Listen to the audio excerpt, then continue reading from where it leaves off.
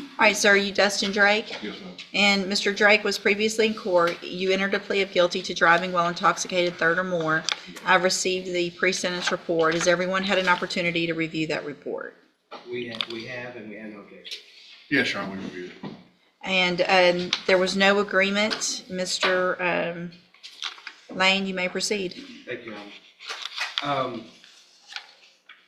I guess in situations like this, the PSI pretty much laid it out. So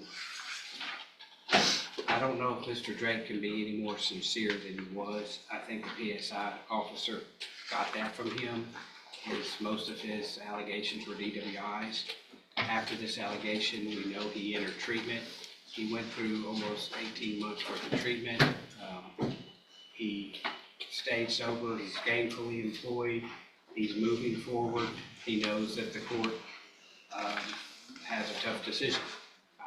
I think he said it best in the recommendation where he was. I think he can be successful. His attitude's there. His groundwork is there. His mother's here. The foundation is all there to be successful. Mr. Nichols? Judge, this is his fifth DWI conviction, not counting two that were dismissed somewhere along the way. I left, when we formulated this plea offer, I left it as a count one plea to limit some exposure, but I think pen time is where we're at. I get, and I'm glad that there's what appears to be sincere attempts at getting treatment and doing all that, but the fact is, he hit a car. This night he was 0.27. Luckily, no one else was hurt. And I just can't fathom letting him back out on the road, Judge. So I would urge the court to exercise the full 10 years. Mr. Drake, other than what's in the PSI that you stated, do you have anything else to add?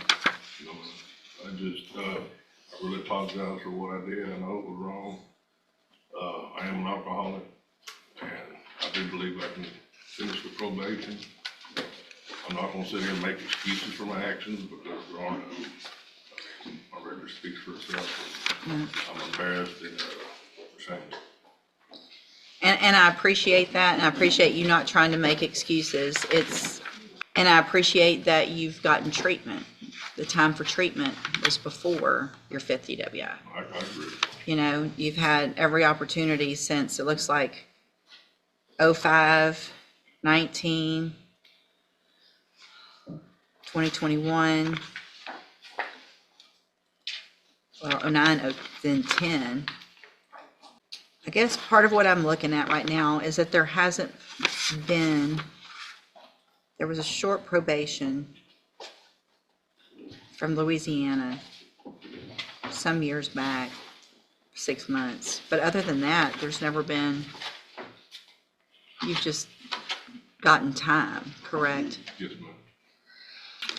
Okay, here's what I'm gonna do, Mr. Drake, and I hope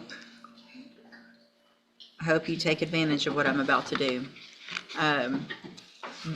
Just based on several of the factors, the age of some of the history, the fact that you've gone into treatment already, I'm going to give you an opportunity, but you're not going home today.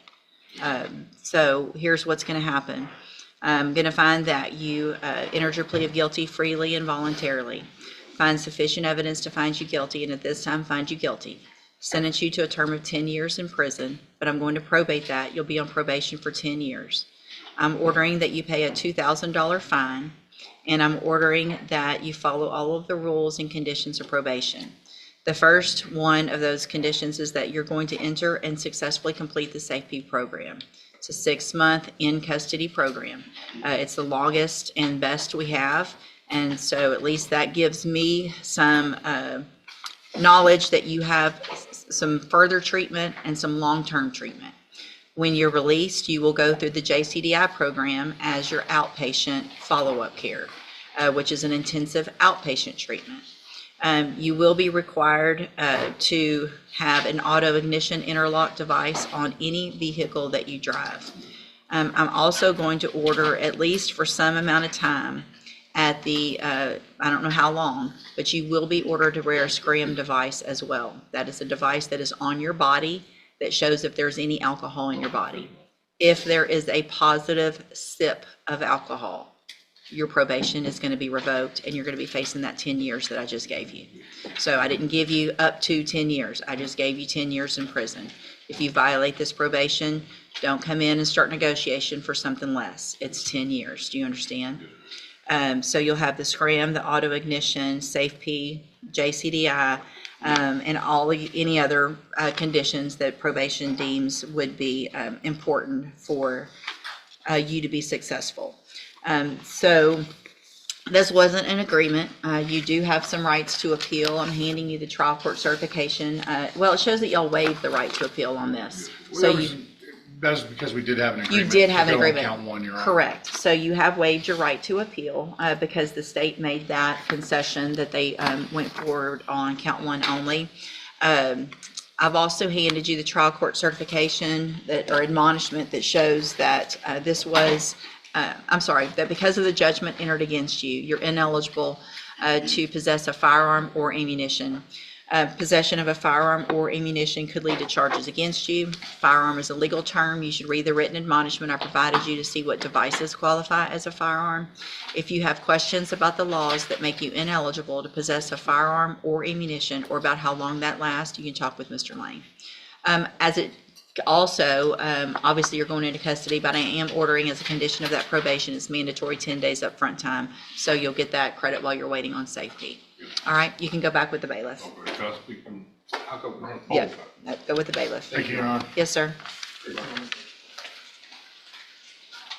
Mr. Burbank, you have